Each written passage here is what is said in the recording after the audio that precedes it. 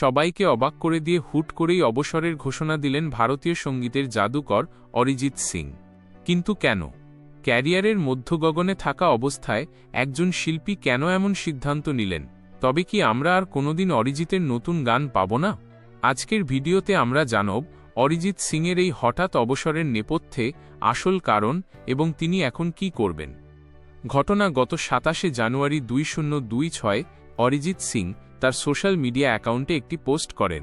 সেখানে তিনি পরিষ্কার জানান, আমি প্লেব্যাক গায়ক হিসেবে আর কোনো নতুন অ্যাসাইনমেন্ট বা কাজ নেব না। এই যাত্রাটা অসাধারণ ছিল। এই খবর ছড়িয়ে পড়তেই সোশ্যাল মিডিয়ায় যেন সুনামি বয়ে যায়। ভক্তরা রীতিমতো ভেঙে পড়েন এবং প্রিয় গায়ককে ফিরে আসার অনুরোধ করতে থাকেন।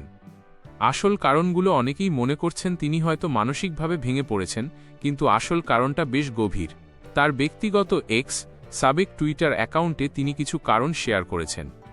একঘেয়েমি। অরিজিৎ জানিয়েছেন তিনি প্লেব্যাক সিঙ্গিং নিয়ে কিছুটা একঘেয়েমি অনুভব করছেন।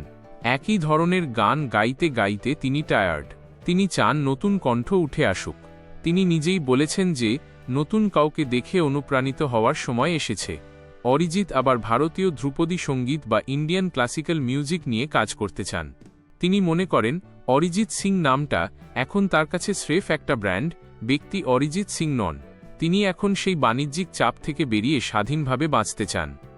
আশার কথা, তবে ভক্তদের জন্য একটি বড় আশার কথা হল অরিজিৎ সিং কিন্তু সঙ্গীত মিউজিক ছেড়ে দিচ্ছেন না।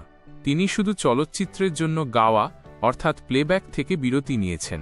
তিনি লাইভ পারফরম্যান্স এবং কনসার্ট আগের মতোই চালিয়ে যাবেন। পাশাপাশি তিনি নিজের মতো করে স্বাধীন বা ইন্ডিপেন্ডেন্ট গান তৈরি করবেন। এমনকি তার আগে থেকে চুক্তিবদ্ধ অনেক গান চলতি বছরে মুক্তি পাবে, যেমন বিশাল ভরদ্বাজের ও রোমিও ছবির গান। অরিজিৎ সিংয়ের এই সিদ্ধান্তকে কেউ বিরাট কোহলির টেস্ট রিটায়ারমেন্টের মতো শখ হিসেবে দেখছেন, আবার কেউ মনে করছেন শিল্পীর ব্যক্তিগত স্বাধীনতার জন্য এটা জরুরি ছিল। আপনি কি মনে করেন? অরিজিৎ সিংকে ছাড়া কি বলিউডের গান আগের মতো থাকবে? কমেন্ট করে আমাদের জানান। ভিডিওটি ভালো লাগলে লাইক দিন এবং আমাদের চ্যানেলে নতুন হলে সাবস্ক্রাইব করে বেল আইকনটি চেপে দিন। ধন্যবাদ।